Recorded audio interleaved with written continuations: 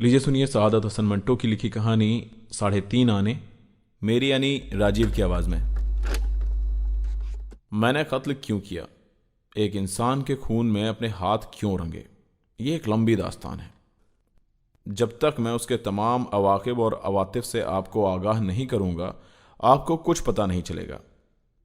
मगर इस वक्त आप लोगों की गुफ्तगू का मौजू जुर्म और सज़ा है, इंसान और जेल है। चूंकि मैं जेल में रह चुका हूं, इसलिए मेरी राय नादुरुस्त नहीं हो सकती। मुझे मंटो साहब से पूरा इत्तेफाक है कि जेल मुजरिम की इस्लाह नहीं कर सकती, मगर यह हकीकत इतने बार दोहराई जा चुकी है कि उस पर जोर देने से आदमी को यूं महसूस होता है जैसे वो किसी महफिल में 1000 बार सुनाया हुआ लतीफ़ा बयान कर रहा है। और यह लतीफ़ा नहीं कि इस हकीकत को जानते पहचानते हुए भी 1000 हाथ जेल खाने मौजूद हैं, हथकड़ियाँ हैं और वो नंग ए इंसानियत बेड़ियाँ। मैं कानून का ये जेवर पहन चुका हूँ। ये कहकर रिजवी ने मेरी तरफ देखा और मुस्कुराया। उसके मोटे मोटे हबशियों से होठ अजीब अंदाज में फड़के। उसकी छोटी छोटी मखमूर आंखें, जो कातिल की आंखें लगी थीं, चमकी।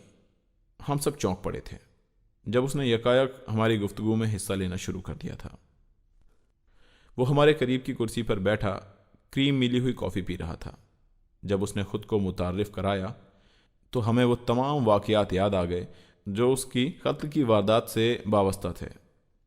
वायदा माफ़ गवाह बनकर उसने बड़ी सफाई से अपनी और अपने दोस्तों की गर्दन फांसी के फंदे से बचा ली थी। वो उसी दिन रिहा होकर आया था। बड़े शाइस्ता अंदाज में वो मुझसे मुखातिब हुआ। माफ़ कीजिएगा मंटो साहब, आप लोगों की गुफ्तगू से मुझे दिलचस्पी है। मैं अदीब तो नहीं, लेकिन आपकी गुफ्तगू का जो मौजू है उस पर अपनी टूटी फूटी ज़बान में कुछ ना कुछ ज़रूर कह सकता हूँ। फिर उसने कहा, मेरा नाम सिद्दीक रिजवी है। लिंडा बाज़ार में जो कत्ल हुआ था मैं उससे मुताल्लिक था। मैंने उस कत्ल के मुताल्लिक सिर्फ सरसरी तौर पर पढ़ा था, लेकिन जब रिजवी ने अपना तारुफ कराया तो मेरे जहन में ख़बरों की तमाम सुर्खियाँ उभर आईं। हमारी गुफ्तगू का मौजू ये था कि क्या जेल मुजरिम की इस्लाह कर सकती है। मैं खुद महसूस कर रहा था कि हम एक बासी रोटी खा रहे हैं। रिजवी ने जब ये कहा कि यह हकीकत इतने बार दोहराई जा चुकी है कि उस पर जोर देने से आदमी को यूं महसूस होता है जैसे वो किसी महफिल में 1000 बार सुनाया हुआ लतीफ़ा बयान कर रहा है, तो मुझे बड़ी तस्कीन हुई। मैंने ये समझा जैसे रिजवी ने मेरे ख्यालात की तर्जुमानी कर दी है। क्रीम मिली हुई कॉफ़ी की प्याली ख़त्म करके रिजवी ने अपनी छोटी छोटी मखमूर आंखों से मुझे देखा और बड़ी संजीदगी से कहा, मंटो साहब, आदमी जुर्म क्यों करता है, जुर्म क्या है, सज़ा क्या है, मैंने उसके मुताल्लिक बहुत गौर किया है। मैं समझता हूँ कि हर जुर्म के पीछे एक हिस्ट्री होती है। ज़िंदगी के वाक़यात का एक बहुत बड़ा टुकड़ा होता है, बहुत उलझा हुआ, टेढ़ा मेढ़ा।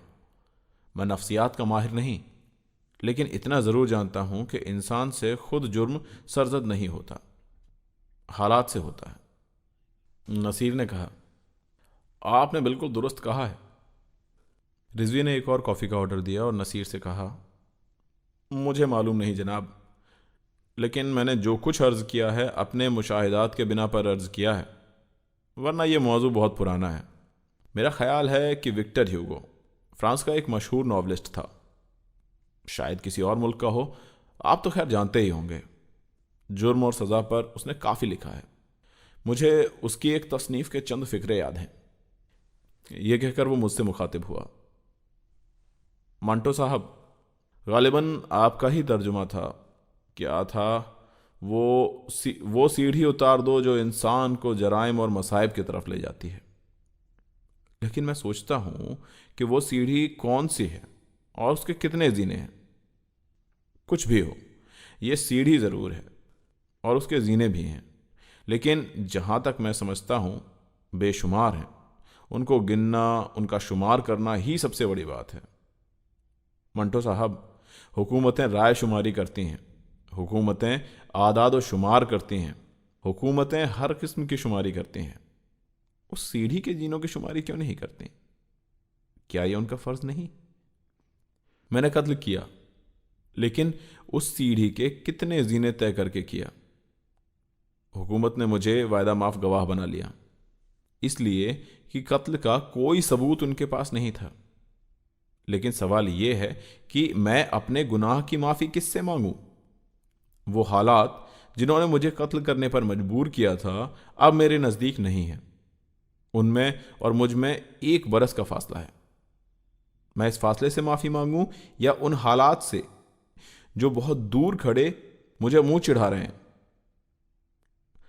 हम सब रिजवी की बातें बड़े गौर से सुन रहे थे।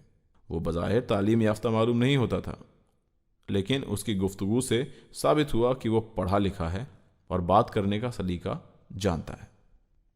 मैंने उससे कुछ कहा होता, लेकिन मैं चाहता था कि वो बातें करता जाए और मैं सुनता जाऊं, इसीलिए मैं उसकी गुफ्तगू में हाइल ना हुआ। उसके लिए नई कॉफ़ी आ गई थी। उसे बनाकर उसने चंद घूंट पिए और कहना शुरू किया, खुदा मालूम मैं क्या बकवास कर रहा हूं, लेकिन मेरे जहन में हर वक्त एक आदमी का ख्याल रहा है। उस आदमी का, उस भंगी का जो हमारे साथ जेल में था। उसको 3.5 आने चोरी करने पर 1 बरस की सजा हुई थी। नसीर ने हैरत से पूछा, सिर्फ 3.5 आने चोरी करने पर? रिजवी ने यह खलूत जवाब दिया, जी हां, सिर्फ 3.5 आने की चोरी पर, और जो उसको नसीब ना हुए, क्योंकि वो पकड़ा गया। यह रकम खजाने में महफूज है और फग्गू भंगी गैर महफूज, क्योंकि हो सकता है वो फिर पकड़ा जाए, क्योंकि हो सकता है कि उसका पेट उसे फिर मजबूर करे, क्योंकि हो सकता है कि उससे गू मूत साफ कराने वाले उसकी तनख्वाह ना दे सकें, क्योंकि हो सकता है कि उसको तनख्वाह देने वालों को अपनी तनख्वाह ना मिले। यह हो सकता है का सिलसिला मंटो साहब अजीब व गरीब है। सच पूछिए तो दुनिया में सब कुछ हो सकता है। रिजवी से कत्ल भी हो सकता है। यह कहकर वो थोड़े अरसे के लिए खामोश हो गया। नसीर ने उससे कहा, आप फग्गू भंगी की बात कर रहे थे। रिजवी ने अपनी छिदरी मूछों से कॉफी रूमाल के साथ पहुंची। जी हां, फग्गू भंगी चोर होने के बावजूद, यानी वो कानून की नजरों में चोर था, लेकिन हमारी नजरों में पूरा ईमानदार। खुदा की कसम, मैंने आज तक उस जैसा ईमानदार आदमी नहीं देखा। 3.5 आने उसने जरूर चुराए थे। उसने साफ साफ अदालत में कह दिया था कि यह चोरी मैंने जरूर की है, लेकिन मैं अपने हक में कोई गवाही पेश नहीं करना चाहता। मैं 2 दिन का भूखा था। मजबूरन मुझे करीम दर्जी की जेब में हाथ डालना पड़ा। उससे मुझे 5 रुपए लेने थे, 2 महीनों की तनख्वाह। हुजूर, उसका भी कोई कसूर नहीं था, इसलिए कि उसके कई ग्राहकों ने उसकी सिलाई के पैसे मारे हुए थे। हुजूर, मैं पहले भी चोरियां कर चुका हूं। एक दफ़ा मैंने 10 रुपए एक मेम साहब के बटुए से निकाल लिए थे। मुझे 1 महीने की सज़ा हुई थी। फिर मैंने डिप्टी साहब के घर से एक चांदी का खिलौना चुराया था, इसलिए कि मेरे बच्चे को निमोनिया था और डॉक्टर बहुत फीस मांगता था। हुजूर, मैं आपसे झूठ नहीं कहता, मैं चोर नहीं हूं। कुछ हालात ही ऐसे थे कि मुझे चोरियां करनी पड़ी, और हालात ही ऐसे थे कि मैं पकड़ा गया। मुझसे बड़े बड़े चोर मौजूद हैं, लेकिन वो अभी तक पकड़े नहीं गए। हुजूर, अब मेरा बच्चा भी नहीं है, बीवी भी नहीं है, लेकिन हुजूर, अफसोस है कि मेरा पेट है। ये मर जाए तो सारा झंझट ही खत्म हो जाए। हुजूर, मुझे माफ कर दो। लेकिन हुजूर ने उसे माफ ना किया और आदि चोर समझकर उसको 1 बरस कैद बा मशक्कत की सजा दे दी। रिजवी बड़े बेतकल्लुफ अंदाज में बोल रहा था। उसमें कोई तसन्नो, कोई बनावट ना थी। ऐसा लगता था कि अल्फाज खुद ब खुद उसकी ज़बान पर आते और बहते चले जा रहे थे। मैं बिल्कुल खामोश था, सिगरेट पे सिगरेट पी रहा था और उसकी बातें सुन रहा था। नसीर फिर उससे मुखातिब हुआ, आप फग्गू की ईमानदारी की बात कर रहे थे? जी हां। रिजवी ने जेब से बीड़ी निकालकर सुलगाई। मैं नहीं जानता कानून की निगाहों में ईमानदारी क्या चीज़ है, लेकिन मैं इतना जानता हूं कि मैंने बड़ी ईमानदारी से कत्ल किया था, और मेरा ख्याल है कि फग्गू भंगी ने भी बड़ी ईमानदारी से 3.5 आने चुराए थे। मेरी समझ में नहीं आता कि लोग ईमानदार को सिर्फ अच्छी बातों से क्यों मंसूब करते हैं। और सच पूछिए तो मैं अब यह सोचने लगा हूं कि अच्छाई और बुराई है क्या। एक चीज आपके लिए अच्छी हो सकती है, मेरे लिए बुरी। एक सोसाइटी में एक चीज अच्छी समझी जाती है, दूसरी में बुरी। हमारे मुसलमानों में बगलों के बाल बढ़ाना गुनाह समझा जाता है, लेकिन सिख उससे बेनियाज हैं। अगर ये बाल बढ़ाना वाकई गुनाह है तो खुदा उनको सजा क्यों नहीं देता?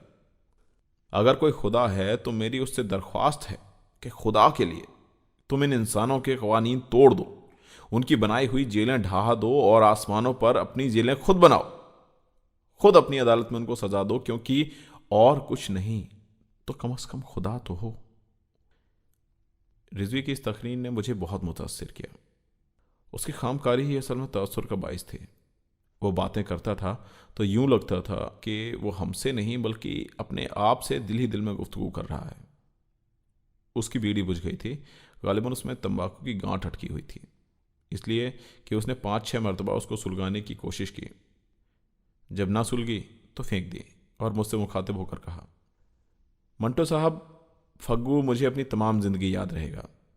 आपको बताऊंगा तो आप ज़रूर कहेंगे कि जज्बातियत है, लेकिन खुदा की कसम जज्बातियत का इसमें कोई दखल नहीं। वो मेरा दोस्त नहीं था। नहीं, वो मेरा दोस्त था, क्योंकि उसने हर बार खुद को ऐसा ही साबित किया। रिजवी ने जेब से दूसरी बीड़ी निकाली, मगर वो टूटी हुई थी। मैंने उसे सिगरेट पेश किया तो उसने कबूल कर लिया। शुक्रिया मंटो साहब, माफ़ कीजिएगा मैंने इतनी बकवास की, हालांकि मुझे नहीं करनी चाहिए थी, इसलिए कि माशाल्लाह आप। मैंने उसकी बात बीच में काटी। रिजवी साहब, इस वक्त मैं मंटो नहीं हूँ, सिर्फ सआदत हसन हूँ। आप अपनी गुफ्तगू जारी रखिए, मैं बड़ी दिलचस्पी से सुन रहा हूँ। रिजवी मुस्कुराया।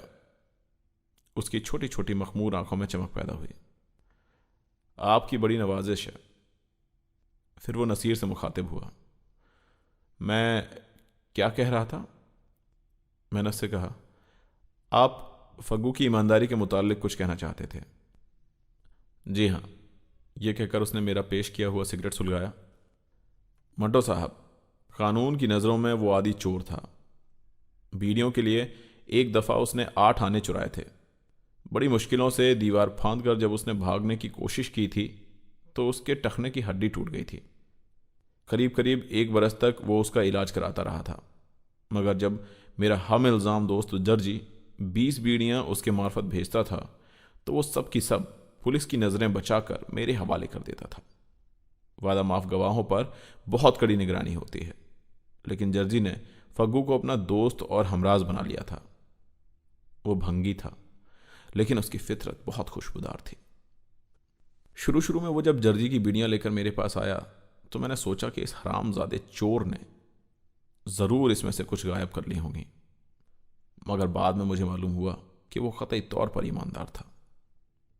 बीड़ी के लिए उसने 8 आने चुराते हुए अपने टखने की हड्डी तुड़वा ली थी, मगर यहाँ जेल में जहाँ उसे तंबाकू कहीं से भी नहीं मिल सकता था, वो जर्जी की दी हुई बीड़ियाँ तमाम व कमाल मेरे हवाले कर देता था, जैसे वो अमानत हो। फिर वो कुछ देर हिचकिचाने के बाद मुझसे कहता, बाबूजी, एक बीड़ी तो दीजिए, और मैं उसको सिर्फ एक बीड़ी देता। इंसान भी कितना कमीना है। रिजवी ने कुछ इस अंदाज में अपना सर झटका जैसे वो अपने आप से मुतनफ़िर है। जैसा कि मैं अर्ज़ कर चुका हूँ, मुझ पर बहुत कड़ी पाबंदियाँ आयद थीं। वायदा माफ गवाहों के साथ ऐसा ही होता है। जर्जी अलबत्ता मेरे मुकाबले बहुत आज़ाद था। उसको रिश्वत दे दिलाकर बहुत आसानियाँ मुहैया थीं। कपड़े मिल जाते थे, साबुन मिल जाता था, बीड़ियाँ मिल जाती थीं, जेल के अंदर रिश्वत देने के लिए रुपए भी मिल जाते थे। फग्गू भंगी की सज़ा ख़त्म होने में सिर्फ चंद दिन बाकी रह गए थे जब उसने आखिरी बार जर्जी की दी हुई बीड़ियाँ मुझे ला कर दी। मैंने उसका शुक्रिया अदा किया। वो जेल से निकलने पर खुश नहीं था। मैंने जब उसको मुबारकबाद दी तो उसने कहा, बाबूजी, मैं यहाँ फिर आ जाऊँगा। भूखे इंसान को चोरी करनी ही पड़ती है, बिल्कुल ऐसे ही जैसे एक भूखे इंसान को खाना खाना ही पड़ता है। बाबूजी, आप बड़े अच्छे हैं, मुझे इतनी बीड़ियाँ देते रहे। खुदा करे आपके सारे दोस्त बरी हो जाएं। जर्जी बाबू आपको बहुत चाहते हैं। नसीर ने यह सुनकर गालिबन अपने आप से कहा, और उसको सिर्फ 3.5 आने चुराने के जुर्म में सजा मिली थी। रिजवी ने गर्म कॉफी का एक घूंट पीकर ठंडे अंदाज में कहा, जी हाँ, सिर्फ 3.5 आने चुराने के जुर्म में, और वो भी खजाने में जमा है। खुदा मालूम उनसे किस पेट की आग बुझेगी। रिजवी ने कॉफी का एक और घूंट पिया और मुझसे मुखातिब होकर कहा, हाँ मंटो साहब, उसकी रिहाई में सिर्फ 1 दिन रह गया था। मुझे 10 रुपयों की अशद ज़रूरत थी। मैं तफसील में नहीं जाना चाहता। मुझे ये रुपए एक सिलसिले में संतरी को रिश्वत के तौर पर देने थे। मैंने बड़ी मुश्किलों से कागज़ पेंसिल मुहैया करके जर्जी को एक ख़त लिखा था और फग्गू के ज़रिए उस तक भिजवाया था कि वो मुझे किसी न किसी तरह 10 रुपये भेज दे। फग्गू अनपढ़ था। शाम को वो मुझसे मिला। जर्जी का रुख्का उसने मुझे दिया। उसमें 10 रुपये का सुर्ख पाकिस्तानी नोट कैद था। मैंने रुख्का पढ़ा। ये लिखा था, रिजवी प्यारे, 10 रुपये भेज तो रहा हूँ, मगर एक आदि चोर के हाथ, खुदा करे तुम्हें मिल जाएं, क्योंकि ये कल ही जेल से रिहा होकर जा रहा है।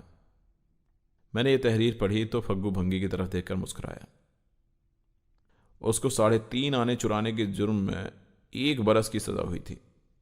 मैं सोचने लगा, अगर उसने 10 रुपये चुराए होते तो 3.5 आने फी बरस के हिसाब से उसको क्या सज़ा मिलती। यह कहकर रिजवी ने कॉफ़ी का आखिरी घूंट पिया और रुखसत मांगे बगैर कॉफ़ी हाउस से बाहर चला गया। अभी आप सुन रहे थे सआदत हसन मंटो की लिखी कहानी 3.5 आने, मेरी यानी राजीव की आवाज़ में।